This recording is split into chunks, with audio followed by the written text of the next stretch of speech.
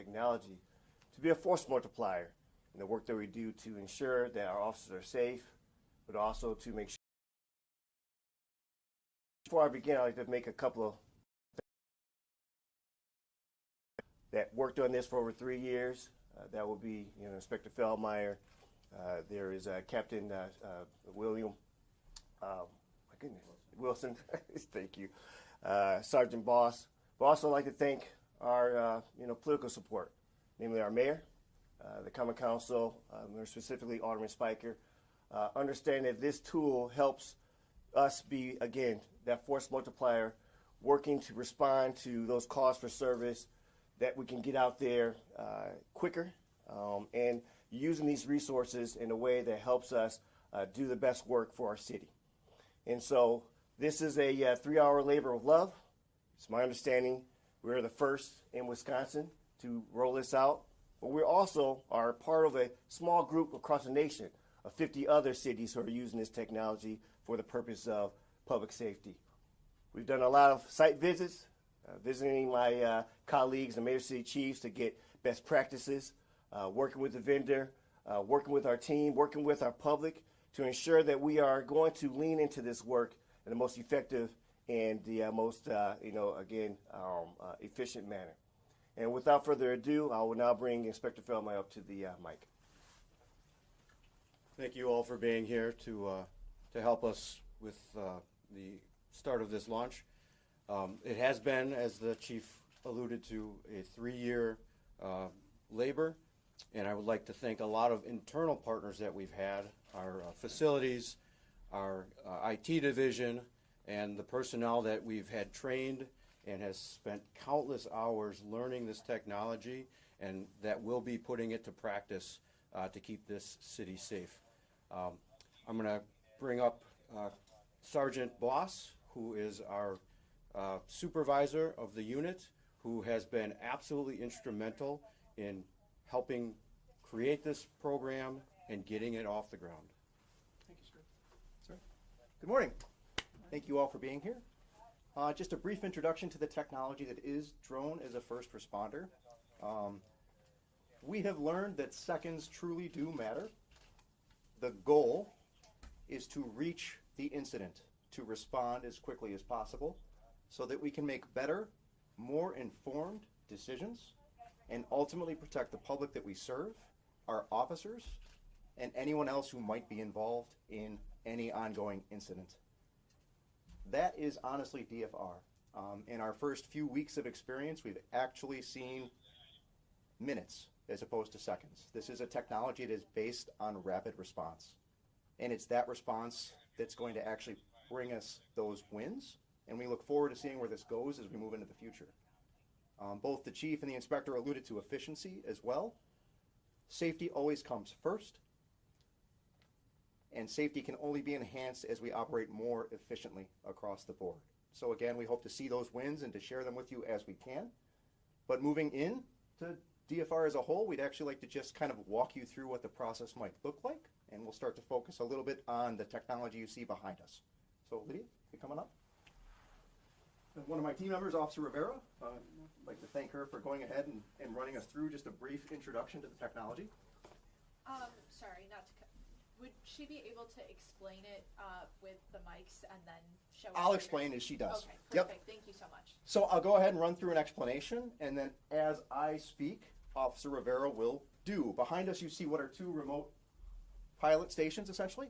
So this is where we'll be flying the drones from. The screens you see displayed here behind me to my left, first is what's known as the remote flight deck. Excuse me, sir. So first is the remote flight deck. This is actually the screen we fly from. It's the piloting software for the equipment. Above, currently we have displayed just a rooftop camera that highlights the equipment itself, the docks themselves. And in a moment, you'll actually see one open. You'll see a drone launch. We'll talk a little bit about what might go on at that point. So first and foremost, seconds count, as I said. The goal is to reach the scene. If a call were to come in, our pilots would be monitoring the radio. They make a determination based on a risk assessment to fly, knowing the impact that they can make, and they respond. So the call has come in. We've already worked through pre-flight checks. We're ready to launch. Lydia, if you go ahead and flight check.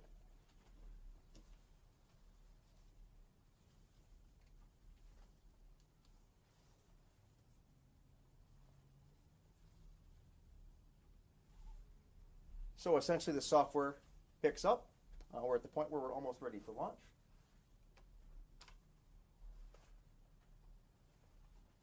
And again, as the pilots prepare to launch, they're also looking for additional information that might be helpful in their response to whatever given scene they're going to.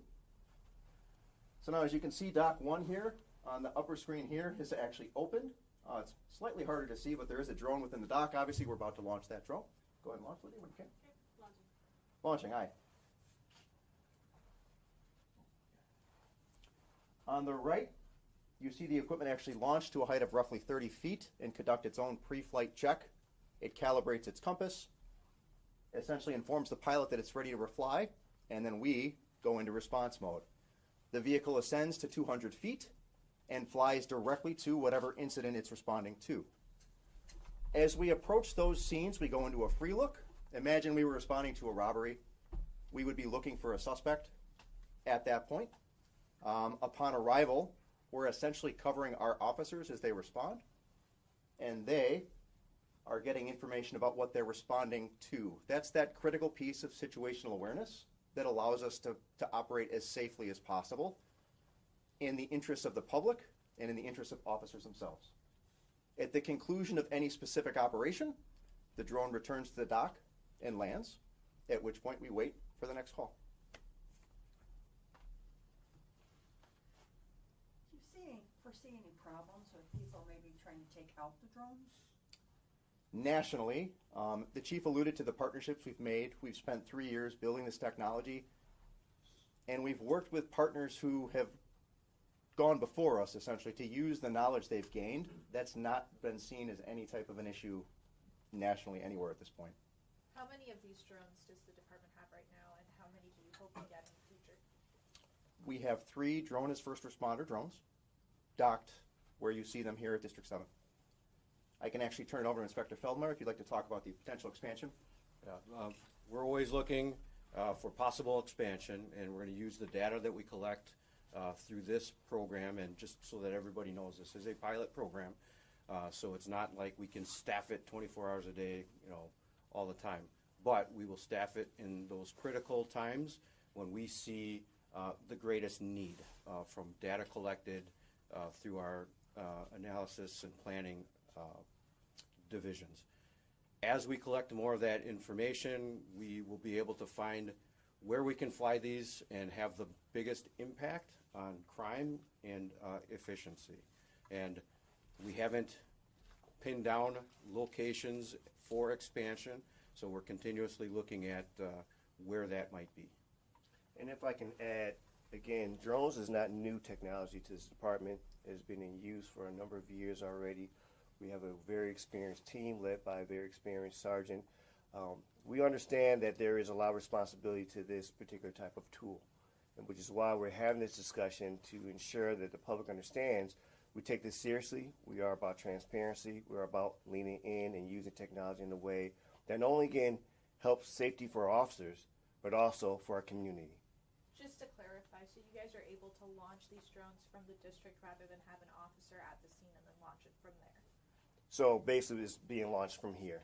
And it is being, again, monitored by an experienced flight. I mean, they believe they have FAA licensing, right?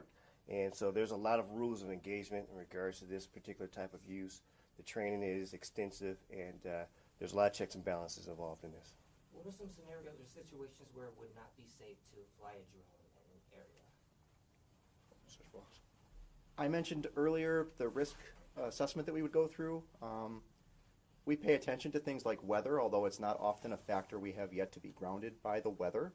They do operate in precipitation with relatively high winds, so we can operate. But again, as any risk rises, essentially the result has to meet the risk, essentially. So we look to make an impact.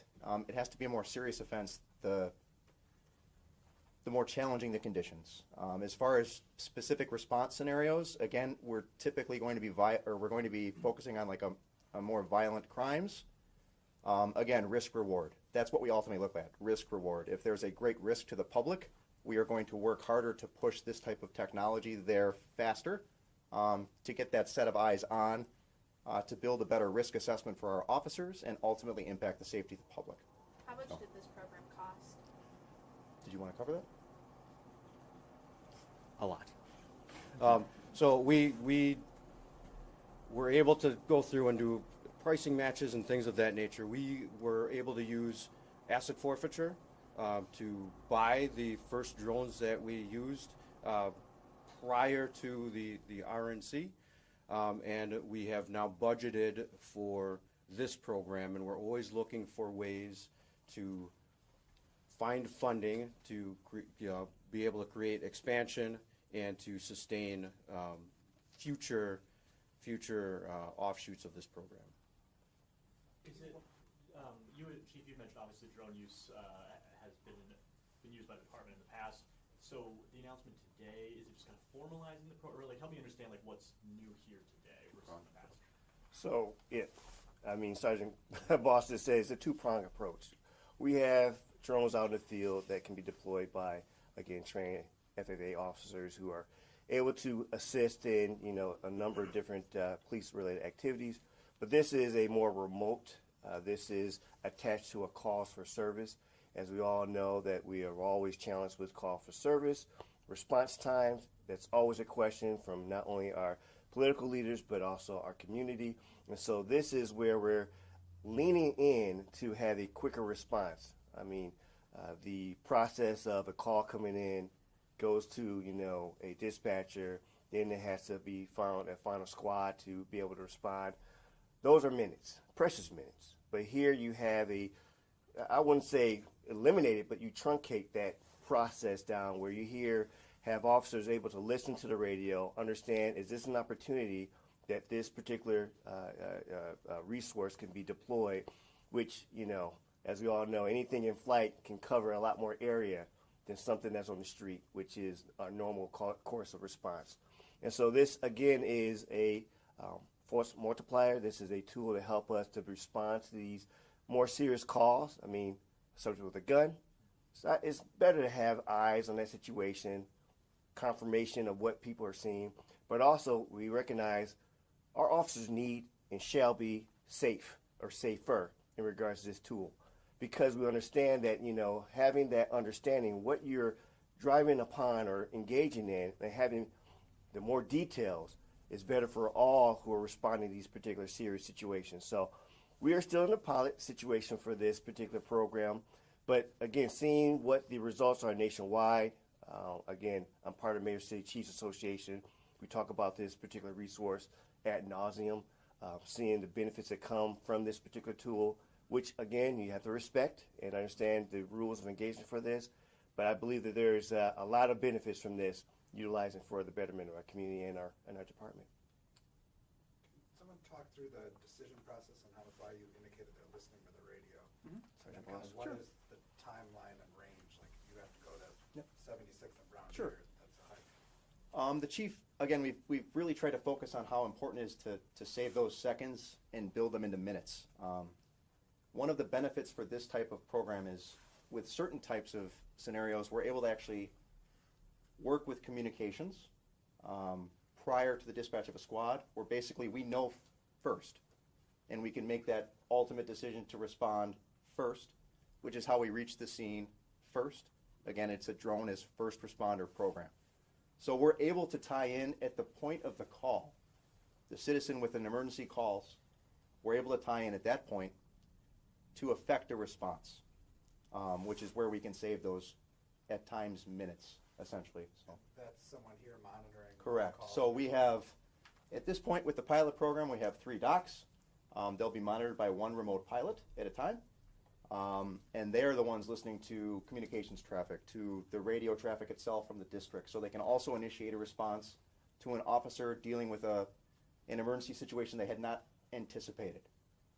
Something goes wrong at a traffic stop, we can work to get there to cover them with more information to make better decisions as well. So that's the time savings. Essentially, is we're just plugged in at the very beginning of any initiated call for service. so that we can respond that much faster. We also don't have traffic at this point, stop signs or stoplights either, which is what the chief alluded to. It's a very fast response. So as far as the response area, it's difficult to actually put any type of radius to the technology. It depends so much on weather, winds, other things. We're dependent upon battery, obviously. And our pilots are engaged in monitoring that situation, so we can respond to a variety of different places, but typically our response at this point is occurring within District 7, District 5, and District 3. So we're kind of situated in an area where we can reach critical calls in all 3 districts. So how will these drones be affected by, or will these drones be affected by weather? I know, it's cold weather outside, maybe rain or any other Of course. issues that you can think of. I would say at this point, the Skydio technology is exceptionally advanced. They are weatherproof, waterproof, so they're isolated from water incursion. The technology is really built on a very robust collision avoidance system, which allows our pilots to focus on being not just pilots, but police officers as well, which really builds that safety system beneath us. As far as other weather events, higher winds can be problematic, but we have to get up into like the upper 40s for wind interference. And essentially it's just impacting whether the drone makes it back against a strong headwind. So I would say that it's very robust technology.